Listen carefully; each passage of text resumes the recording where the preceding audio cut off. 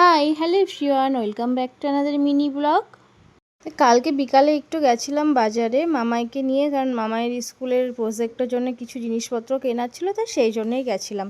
আর এইদিকে দেখো আমাদের রাস্তার যাওয়া অবস্থা, এই রাস্তার জন্যে আর মানে কি বলবো, বেরোতেই ইচ্ছা করছে না। বিকালবেলায় বর্ষাকাল আসলে রাস্তায় এত জল জমে আর পুরো বড় বড় গর্ত হয়ে গেছে, না তুমি টোটোতে বসতে পারবে, না তুমি অটোতে বসতে পারবে, না বাইকে যেতে পারবে।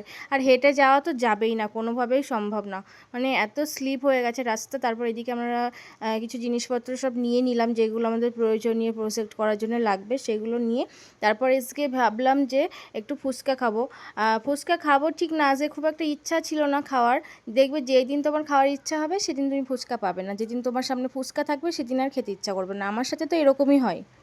আজকে ফুচকাওয়ালা পেলাম, কিন্তু আজকে ফুচকা খাওয়ার আমার একদমই ইচ্ছা ছিল না।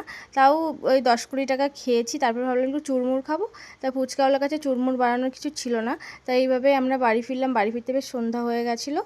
So that's it for today, tata.